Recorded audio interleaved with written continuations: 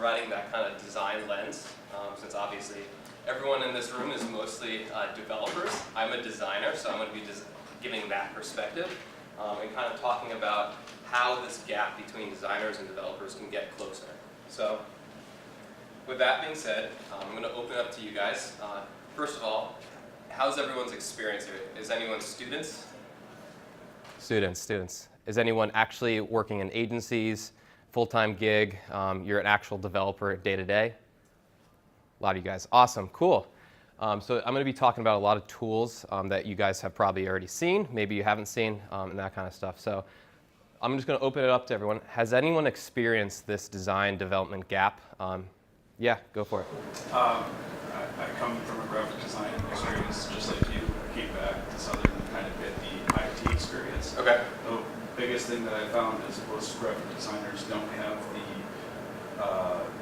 the training behind them to really kind of understand the technology and the way that things change so fast. So new tools are coming out every day, and Absolutely. new quality assurance practices that we have to follow through with every day. And it seems kind of daunting for a lot of graphic designers. So if they don't have the technical experience, they feel like they can't do it. Absolutely, and that graphic designer is a very specific word. It's very overarching. Are you a web designer? Are you a UI designer or UX? So I've done probably a little bit of everything. Yeah. And then I got into doing coding and stuff, Okay. just because if you practice good quality assurance, if you practice good craft, or everything you do kind of evolves out of that. So just Cool. found myself evolving in that direction. So. Nice. Anyone else experienced the design development gap? Yes. Because I understand the thing of the marketing department saying, but it takes me 5 minutes to explain it. Why is it going to take you 10 weeks to develop it? That's a fair point. Yeah, absolutely. I've heard that a lot. Anyone else? Yeah. Going from UI design, marketing department again, comes up with photoshops of screens and ideas and stuff like that, and choosing which programming language, which tools you want to use, kind of install, kill the momentum of the project. Yep. Cool. So I think that pretty much covered a lot of it. So I want to share a quick story about our experience. So a few years back, I was tasked with designing an application. From this application, I just full-on started designing it. I didn't have any kind of technical people by my side. There wasn't a developer by my side, so I just started waterfalling, strictly designing this mobile application. I got a few weeks in. It was a clickable prototype. I thought it was really well. And then a developer actually saw it. And they started going through this, and they're like, well, how about this feature, or how about this, or this specific thing that you designed is going to take 3 weeks. Is this integral to the actual application, or is this kind of just like fluff or something to kind of allow the application to have its own personality? So one of the things that I learned from that experience is that you obviously need to be a part of a team when creating a product, when creating a website. There's going to be a lot of different people touching this. There's going to be the copywriters, there's going to be the designers, there's going to be the marketers, there's going to be a front-end, back-end developer, and obviously a project manager. So where this really boils down to is specific roles and understanding what the different tasks for every kind of assignee is going to do on this. So let's look at the ecosystem real quick. So we have designers and developers. So designers are very user-focused. Yeah, come on in. So designers are user-focused. So obviously when making an application, they're worried about information architecture, wireframes. They're really honing in on the user experience, visual design, accessibility, kind of working within that ecosystem. That's very user-focused, and they're doing demographic research, creating personas to really tailor this application to that individual. Developers, on the other hand, yes, they can absolutely have these kind of connotations in the back of their brain, but they're more worried about systems architecture. How is data management really going to be happening throughout the entire application? Security is a big point that developers are obviously responsible for doing. And then you have some different roles, back-end, front-end developers, and obviously logic building. So I called that solution-oriented. And what does this really boil down to? Where these two different silos are side by side, it's communication. Communication is the backbone of everything. And I like this quote: the single biggest problem in communication is the illusion that it has taken place. Don't assume that just because you guys talk for 5 minutes that both parties understand what the next task is. You need to be very straightforward and understand that everyone's working together as a product team to make something happen. So with that being said, I'm going to talk today about how to improve communication. And I found this to be put into 5 different silos. So obviously understanding feasibility. That was kind of my story in which I didn't really understand the feasibility of what I was designing to actually get implemented. Picking the right tools. Everything starts from the tool. You can have, like you said, there's various amounts of tools throughout this industry. They're always improving, they're always increasing, and just staying intact with the right tools and having everyone part and understanding that is important. Prototype first. I cannot stress this more. If you are making a product and you are going straight to code, you are doing it wrong. You need to prototype first. Design is always going to be cheaper, it's going to be quicker, and you can actually have a visual representation going further down the line. So I'm going to talk a little bit about that. Streamline your handoff. Obviously, this is the most transparent kind of gap of a designer and a developer. How do you translate assets? How do you say, hey, use this typeface with this weight and that kind of stuff? And obviously, as the product continues to grow, you want to maintain consistency as well. So the first kind of slide that I'm going to talk about is understanding feasibility. So this really deals with kind of a lack, but at the same time, a general understanding of what each kind of role does. So when designing, you obviously need to be part of a team that has the technical expertise that you don't. If you're a graphic designer and you are just a standard graphic designer with no web or mobile experience, you need that kind of backing hand to understand what to do next. So one of the things that you need to do is be very specific. Say, hey, I figured I want to design an onboarding flow that collects all of this user information, and then I want to use this information to propagate the actual account settings. Okay. When you ask a developer, how long is that going to take? Giving a general sense of, yeah, that's going to take long. That's going to take a couple minutes to hook up. That is not tangible. Be quantitative when you're actually talking about this, because, hey, this is going to take me 3 weeks. This is going to take me a week to do. I can do that in a day. Hold them accountable and be specific to the project, because now from a design perspective, you know how that design you are doing is going to translate to the product. And if you're making a design that's going to take 8 weeks to develop, and that's not directly tied to the problem you're trying to solve, you might want to stray away from that solution and kind of continue on.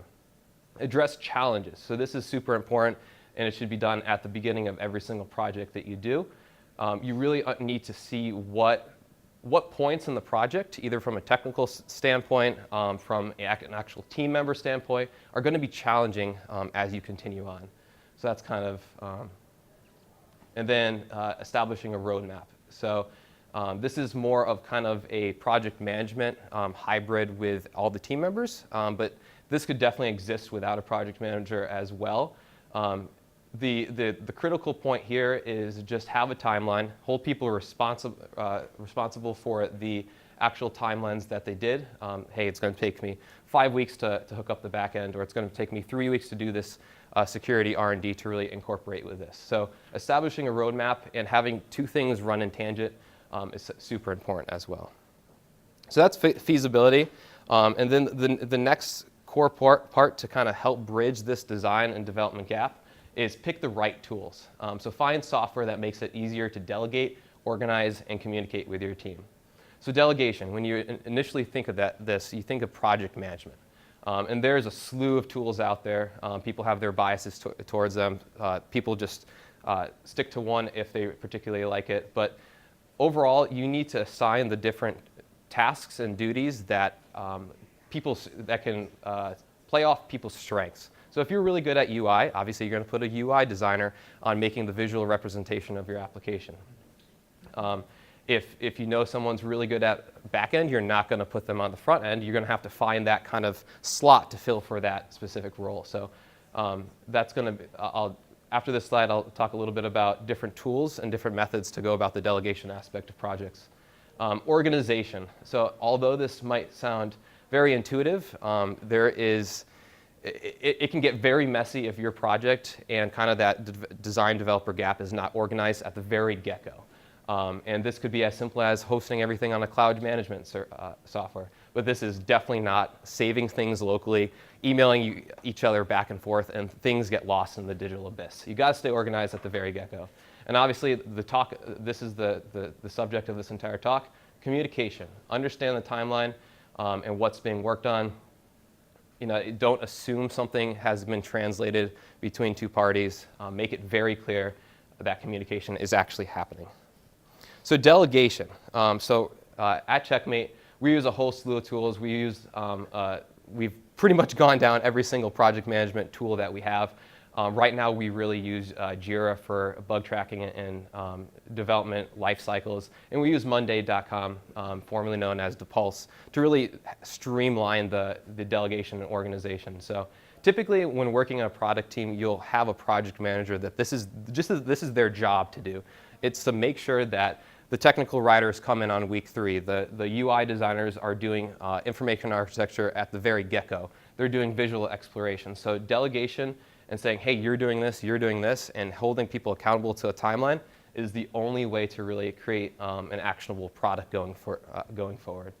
So whatever tool that you do use, it's more important that you use a tool to really keep this organized, and don't go into any project. Don't go even to a website without strictly understanding who is going to do what on the project. So organization. So this is pretty intuitive. Use any cloud service out there. Use Google Drive. Please use Google Drive. I don't know the amount of times I received like a Microsoft Word file or an Excel document, and I have to open it on a local program. Don't do that. Use something that already exists that is collaborative between people. You can share this, have different folders for client-facing. Yeah, you can have different folders for different members of the team. But please just use the tools. At Checkmate, I won't open a Microsoft Word document if you send it. Yeah, go for it. So I have a quick observation about this one. Yeah. I am now in the startup world as the director of the Hobarton School that's coming to New Haven, which started out in San Francisco. But before this, I worked for an insurance and financial services giant, and before that, I worked for the federal government. And so if those are your clients, those types of organizations, they will not be able to use Google Drive. So when you're collaborating like across sort of like lines with different people from big companies, that might still be a challenge in today's world, unfortunately. Because they're in like the dinosaur age, right? Yes, absolutely. You're going to get those clients. For some reason, a lot of those corporations are more comfortable with using Box instead of actual Google Drive.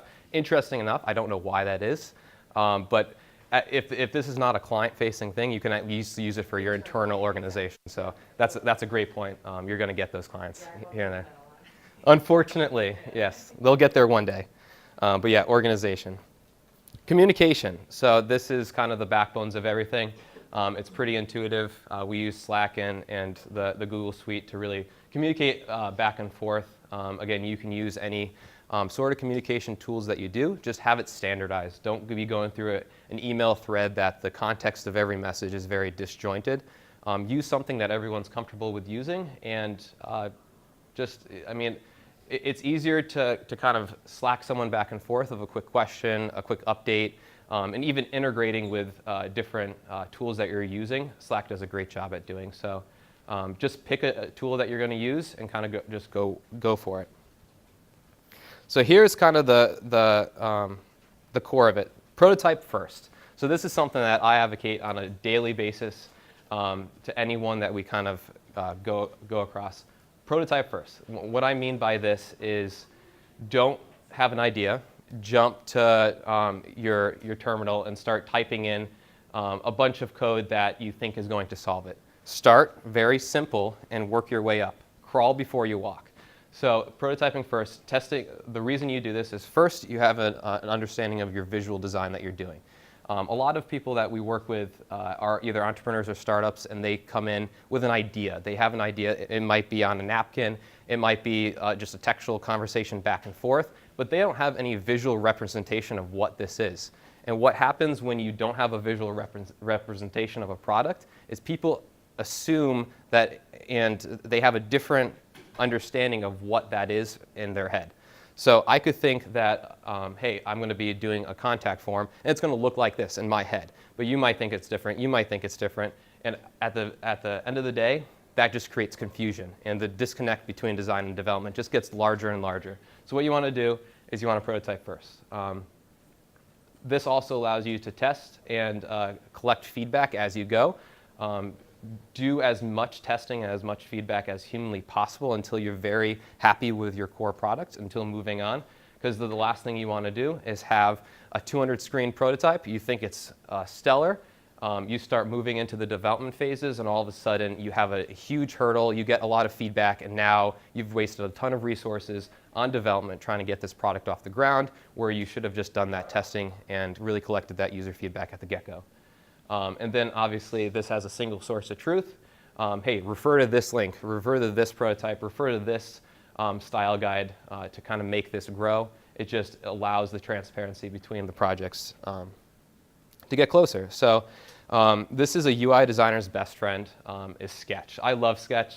There's a lot of tools out there, Adobe XD, Figma, and as long as you're comfortable with the tool that you're using, that is okay. Again, just have it be very streamlined within the team that you're working with. So Sketch, obviously, hopefully everyone has heard about this program to some extent. This is a Mac program that allows you to design UI from a very technical perspective. So before this, people started really using Adobe Photoshop to make websites, to make applications, and that is just not the tool for the job. You know, keyword Photoshop. Adobe was made for Photoshop for photos, InDesign for print material, and Illustrator for vector creation of graphics. This tool was actually made to make UI, to make websites, to make the translation between a design and a development seamless. So, yeah, I mean, that's pretty much covers what the Sketch program is, but Sketch also allows you to incorporate with a lot of different applications. So one thing that's really cool about Sketch is you can download a slew of third-party add-ons to really enhance your workflow within this program. One of these add-ons is called Craft, and this is made by the company Envision. So every single one of the prototypes or websites we do really strictly goes through the building it in Sketch, hooking it up with Envision, and collecting all the feedback and comment within Envision as well. So it's envisionapp.com, and using these two tools hooked up to Sketch allows you to preview the prototype. So you can send this to a client. They can click around. They can comment on top, hey, this button seems too big. This is illegible. Make this gray text a little bit darker, so you can really get good feedback from the comment perspective. Build is strictly for kind of the designers getting behind the prototype and hooking everything together. Think of it as bitmapped objects. Every single screen is just an image. There's no interactivity on it at all. You're just putting a hot box on top of it. They click it, and then they go to another image. So everything, although it's can easily be translated between design and development through the code, this is strictly just an image, and that allows you to quickly iterate and get your ideas out there, but also collect that feedback. The inspect tool I'll cover in a couple more slides, but the inspect tool is a really, really cool aspect of Envision app. It allows you to open up your Sketch file, click on any single element, and copy paste the CSS and any kind of styling that you want.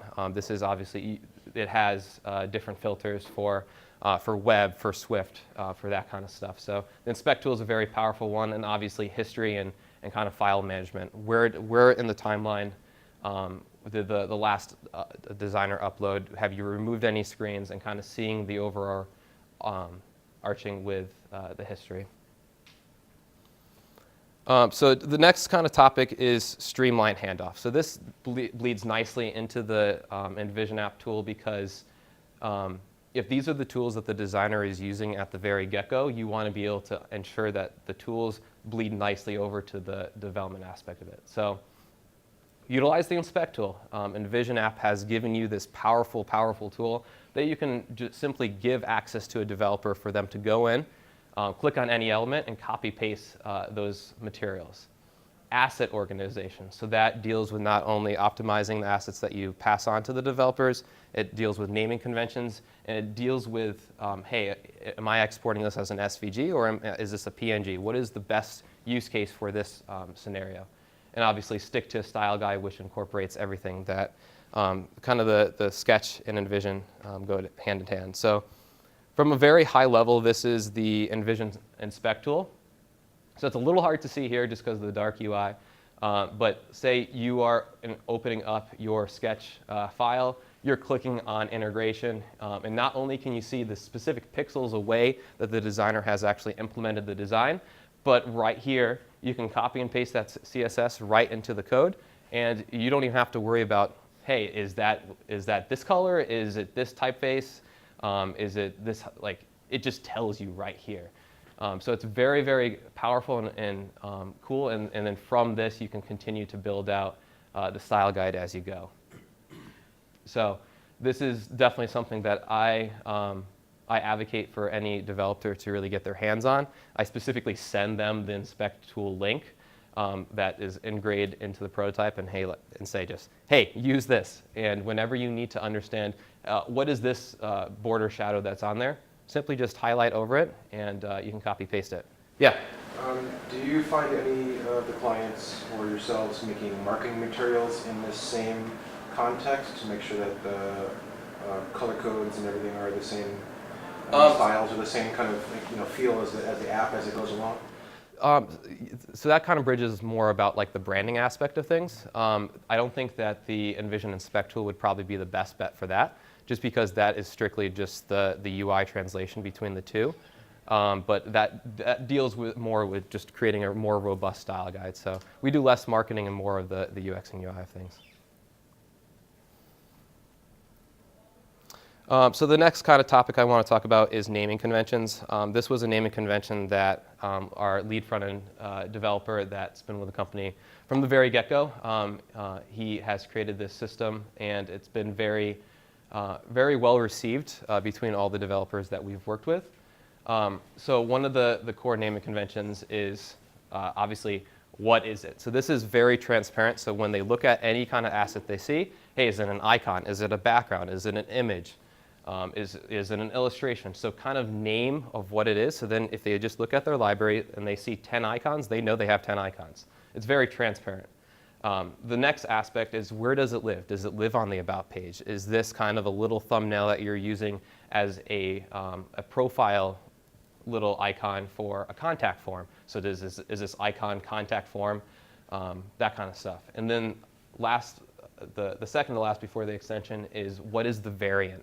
So say you're working on a website, you have a nice navigation bar that has, it's transparent, so it's a dark background, and it has a white logo on it. The second you start scrolling, you get down past the masthead below the fold, all of a sudden this logo needs to change to black, right? So now you have a logo, maybe it exists in the nav bar, and you have a white and a black variant. So just keeping it very consistent like that, and obviously the extension is super important as well. Exporting and optimizing assets. So this really gets down to the performance and usability of any application that you do. Definitely web is a culprit for this. Never export a multi-megabyte file for use of a masthead. That's just silly. Your website's going to be very sluggish and slow, and it's going to deteriorate because of that.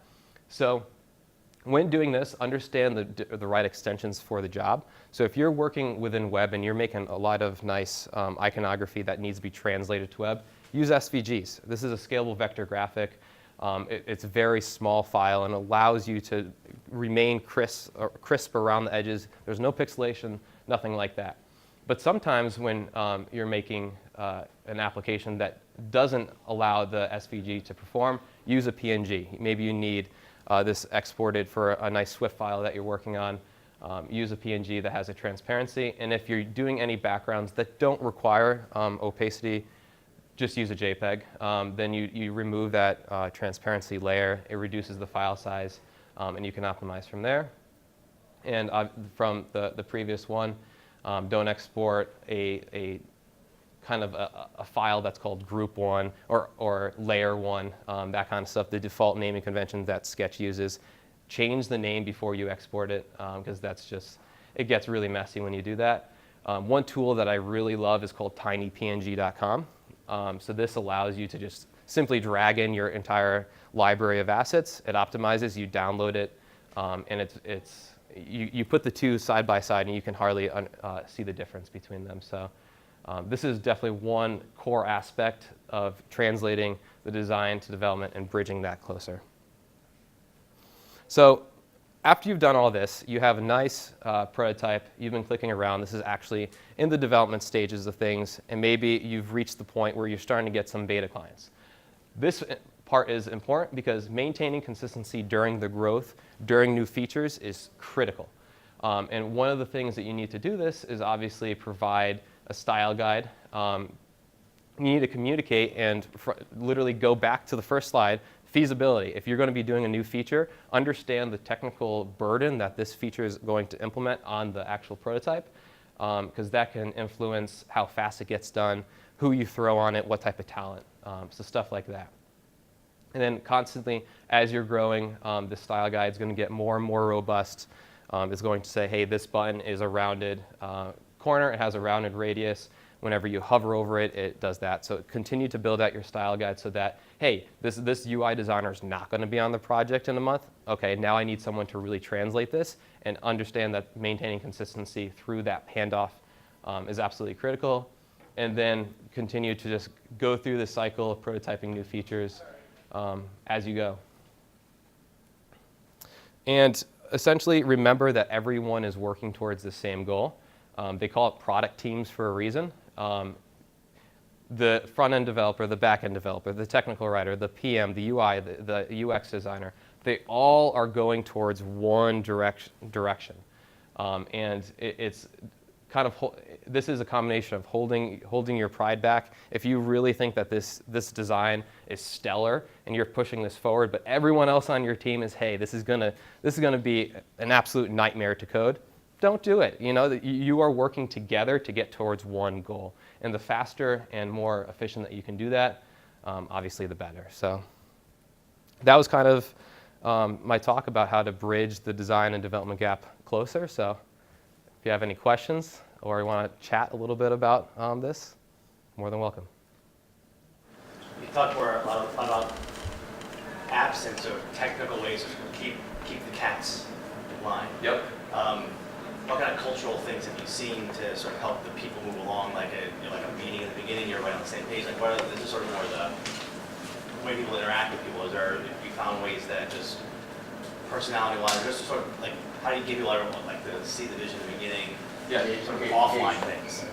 Yeah, absolutely. So definitely any single project that you do, you need a kickoff meeting. You need to say, hey, you are going to be the UI designer, you're going to be the UX designer, and really assign those roles so people can not only take pride in that role, but understand that they are part of the bigger ecosystem. So kickoff meeting is absolutely essential for any kind of product. And typically meeting with that team and or client at least once a week, definitely encourage more for that, the better. And this may sound intuitive, but if everyone's in the same state, just put them in the same room. You know, if the developers over here, designers over here, content's over here, it's very isolated and segmented. And if you're working on one vision, it's better to be in a room and kind of spitball ideas and say, hey, what are you working on? What are you working on? And it's just going to make the better product. So, and if you're remote, obviously you need a little bit more touch on that and just the communication tools, Slack, Google Meet, that kind of stuff. So, anyone else? No? Yeah. So this seems kind of like you're developing to fulfill a purpose, and you don't necessarily have a customer. But can you talk a little bit about customer-driven design. So if you have a customer that's asking you for something, Yep. and they want to be in on the design portion of it, do you have any experience with that? Yeah, so that kind of deals with, I can, as a UI designer, I can make a design and I think that this is the best solution. I can show that to a client and they can obviously say, hey, I don't like this. I change this and this and this. But at the end of the day, you want to base your decisions on the data that you provide, the feedback that you give people, because if you're putting this in the hands of the people that are actually going to use it and they're saying, hey, this button's too small, and you get that feedback over and over again, obviously you need to change that button. But if the client whose eyes are starting to deteriorate, hey, I can't read that, hey, I'm not going to change the entire typeface of the entire application just because you have difficulty seeing when I'm trying to make this for a millennial kind of age group. So I think just going back to the data and all the feedback is critical. Yeah. Just make a point for that. Also, don't be afraid to walk away from the customer. I've had so many instances where the customer, what they want is impossible. And you just go, if I'm going to do what you want, it's going to take me 2 years, X $1,000, just no. Walk away. Absolutely. We call them jockeys at Checkmate. And obviously, we can build a really robust horse to kind of get them along. But if you don't have a powerful jockey that's on top of that horse, it's kind of for nothing. So that's a great point. Yeah. I apologize if you covered this in the beginning, but in development, you can pair a junior with a senior developer, and it's a good way to kind of build that junior skills. Yep. Does a similar dynamic exist in UI design, where it's much more emphasis on the creative side of things opposed to the technical?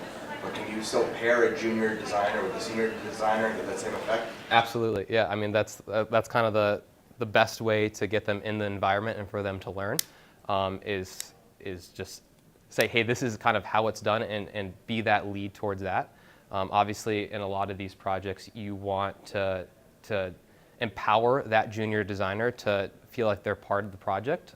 So maybe streamlining it, hey, just replicate what I just did, just so you can practice and understand that, hey, this drop shadow and this radius on this box should be treated like this. Give it an opacity of 10% because you barely want this drop shadow to happen. See if they can replicate that. And if they can't replicate it, really pinpoint why they're not doing it, and eventually build up their skill and confidence to be able to handle feature sets as the product evolves. Yeah. Some of the products you mentioned, I was curious if they, I guess, had integrations that pointed out the accessibility of your site, like checking color contrasts or whether the font's the right size. Do you have any experience with that? I don't have any tools off the tip of my head that deal with that. I would probably lean more towards the kind of feedback and getting this in the client's hand. But I think that definitely deals with, if you're doing a lot of websites, you definitely want that accessibility test to be part of it, because this is going to be hitting a lot more hands than that really narrow demographic that you're building the app for. Yeah. Can you speak to some of the challenges that you may have faced in some of the teams that you've worked for, and what kind of inspired a talk like this? Yeah. That is a big question right there. I mean, I think it deals with kind of, at the end of the day, when you're working on a project, you need it to be delivered at the end of the day. You need it to function, you need it to look good, you need to satisfy not only the niche with the client, but also the people that it is going to get in their hands. And I think that we've had the encounters where we're not as far as we'd like to be at a certain point, and that's because really narrowing it down, the communication was just so disjointed. Hey, you're a designer, you're a developer, and you kind of go your own way. That's not the kind of thing you should think about, and kind of blend them together. I mean, that's kind of a very top level answer to your question. We could have an hour conversation about that, but yeah. Yeah. Anyone else? Is anyone here designers? You're a designer. Yeah, cool. What type of designers? What you mentioned marketing, right? Yeah, I use XD. Okay. Mostly web. I came from a tradition where we were doing everything on Photoshop. Yeah.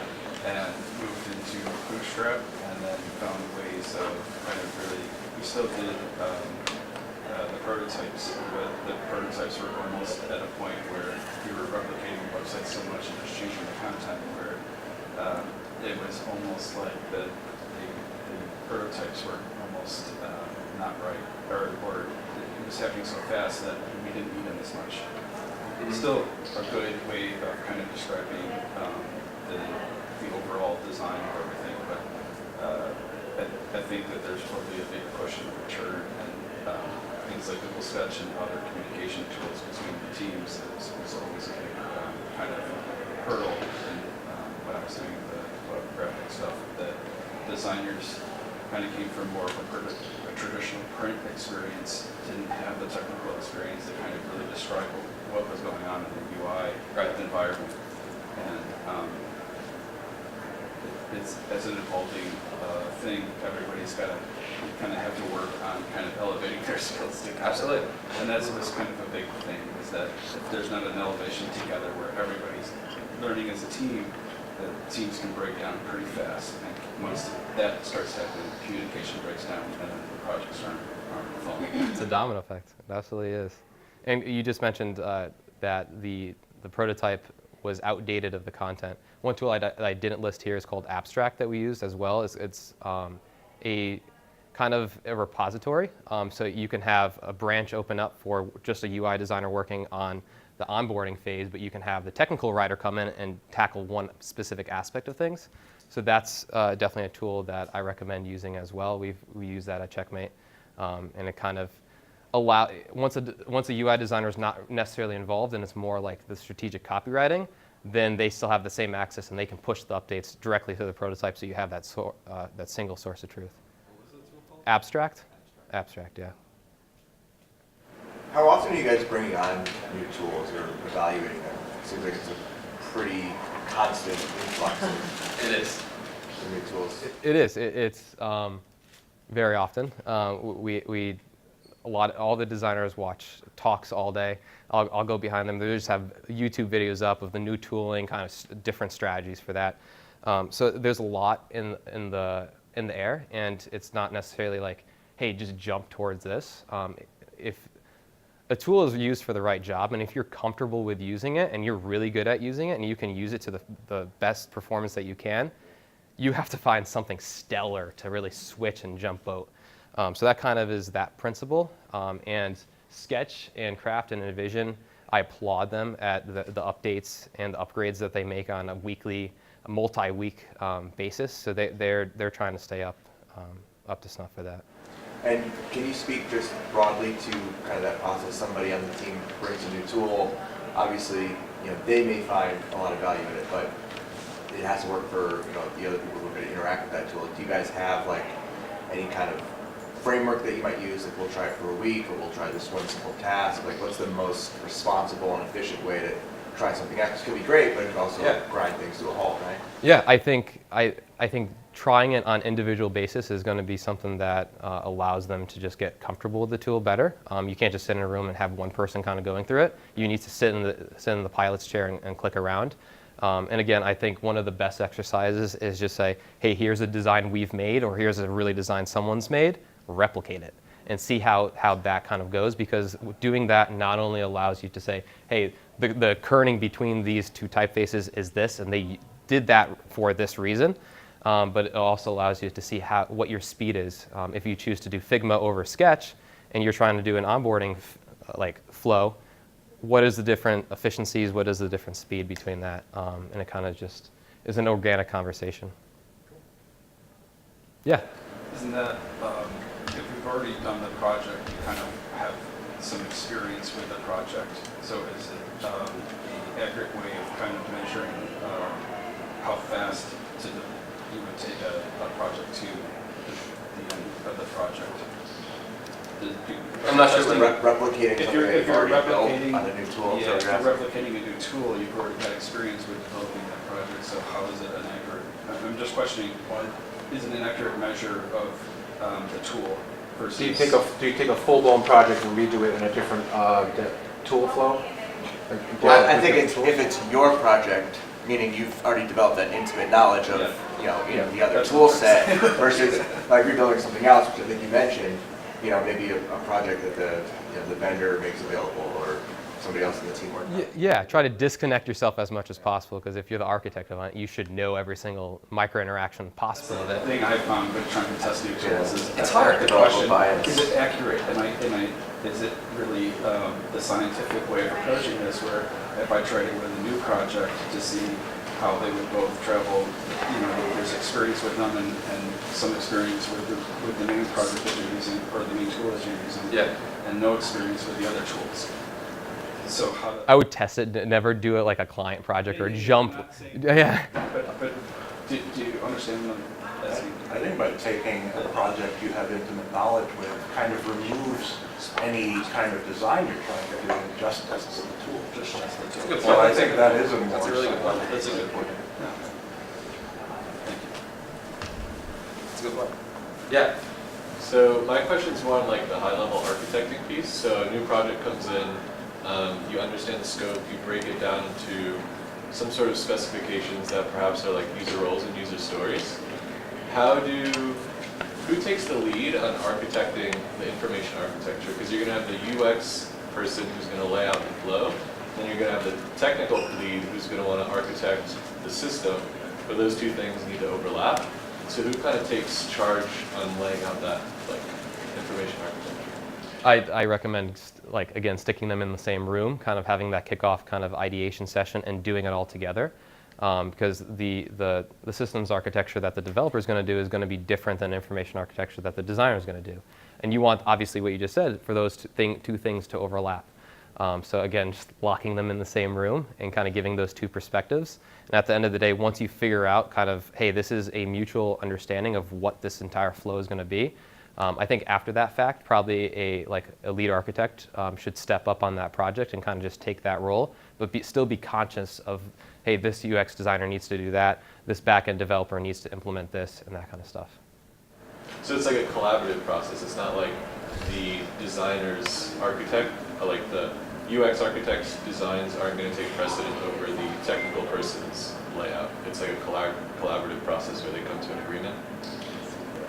Yeah, for the most part. Hopefully that agreement is as friendly as possible.